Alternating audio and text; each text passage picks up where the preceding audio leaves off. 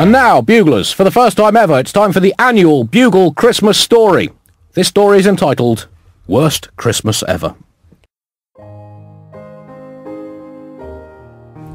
Michael woke up. His heart pounded. Christmas morning. Reliably, the greatest morning of the year. He'd loved Christmas for his entire conscious life. He loved the anticipation, the realisation. He loved the look of delight on his family's faces at the opening of a much yearned-for present. He loved the look of pretend delight when the gift proved to be an anticlimax, such as when his brother had opened a new set of golf clubs from the charity shop.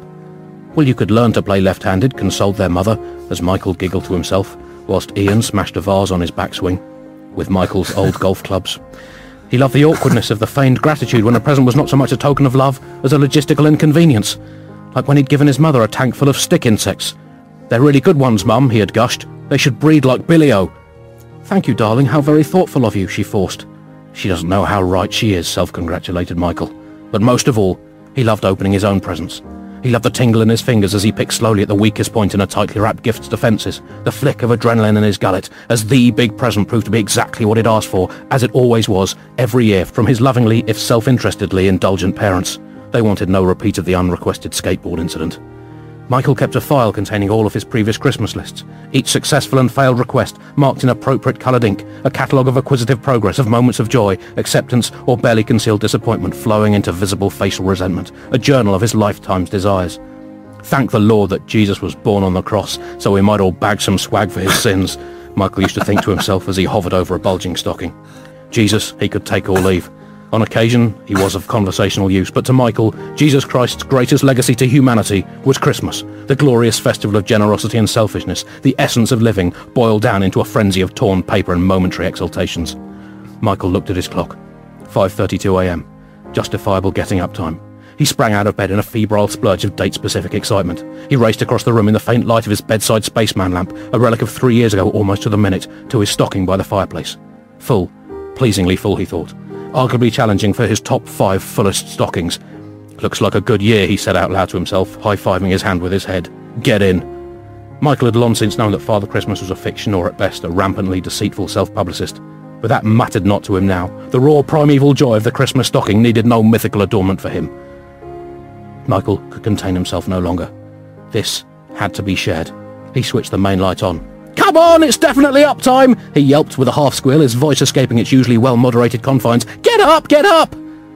"Oh, too early," said his wife. "Come on, it's Christmas!" bounced Michael, uncontrolling his excitement. "Christmas! I'll go and wake the kids!" "Let them sleep, Michael. Franklin has been working his socks off at the bank and Theodora has only had a week's leave from active service. Let them sleep." "Oh," whinged Michael, mildly crushed by this sliver of reality on his day of dreams. "Can you at least get up, Janet?" "Shut up. I'll get up at 7, no earlier," said his wife, grabbing the duvet back from Michael's outstretched arms in her annual display of medium-altitude dudgeon. "Oh," deflated Michael. "Oh, well, I'll go downstairs and just open a couple on my own to get things going." "You do that, darling," slumbered Janet. "You do that." Michael picked up his stocking, put on his Washington Redskins slippers from 2010, and scuttled downstairs, his pace increasing with every step. He opened the door. "Happy Christmas!" he whelped.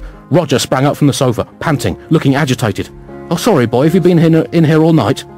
"Yes, Mr. President," replied Roger Boyston, head of Michael's security detail at the White House. "Listen, I think you better sit down."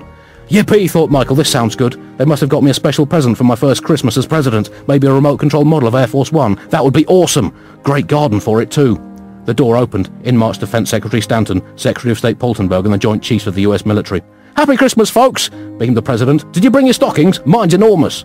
Stanton looked seriously at the president as he stood in his 2007 Spider-Man pajamas. "Mr. President, there is a serious matter to attend to." Michael felt his Yuletide enthusiasm thinning by the second. This is exactly what he'd feared when he had agreed to stand for the Republican nomination. 364 days a year being President of the United States was okay, but on the one other day, it sucked big time. "Can this not wait until after we've done our stockings?" pleaded Michael, a figure now far removed from the confident 54-year-old multi-millionaire businessman and philanthropist who so suavely won over a sceptical US public the year before. "No, sir," replied Stanton. "Not even the big one on top and the chocolate coins?" "Mr. President, there's a situation in the Middle East." "Oh, no, not again," replied Michael with a giggle. "That's how it all started all those Christmases ago," he quipped. "Mr. President," said Stanton heavily, 10 minutes ago Iran launched a rocket attack on Israel." "But it's Christmas!" protested the president. "They can't do that! Seriously, they cannot do that!" Iran says it was provoked. Israel is readying its nuclear weapons, Mr. President. They threatened to fire them at 8 a.m. Eastern Time. That's in just over 2 hours. So we've got a bit of leeway, stocking-wise. No, sir. You need to talk to the nation, and then you need to talk to Israel and Iran. F***ing shitbags! Screamed the President. This is the worst Christmas ever! Oh, I suppose I better talk to the watching f***ing world. Get me my f***ing suit. Let's get this shit over with, or the whole day's going to be f***ed. He cleared his throat. Right, I'll warm up. My fellow Americans, people of it, this is a dark day for yada yada yada. Right, I'm ready to go. I want this f***ing speech done in one f***ing take, comprende? And if anyone starts on their stocking before I'm done, they are f***ing sacked.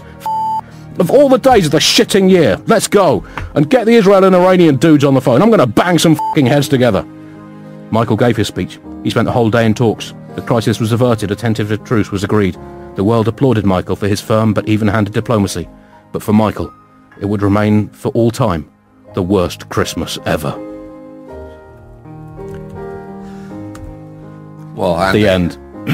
I think in future years that could replace people's wanting to read "'Twas the Night Before Christmas" as a family together. I can see parents gathering their kids around on Christmas Eve and reading that out. Good. That's what you were looking for, I presume. That's very much what I'm going for, John. Yeah, a long-standing Christmas tradition. Yep. The reason for the season, Andy. So was he the good guy? What? Michael. Oh, Chris! I love the genuine sense of, hold on. I'm confused. What? I don't think you've ever intellectually engaged in Andy's bullshit before. Normally you're just going to say, well, that's none of what just happened out loud mattered in any way. You just let it wash over you. And you've actually got sucked in. Hold on. Narratively, was it good or bad? Or was it a grey area? Was that the point, Andy? Yeah. It's a wonderful time of the year.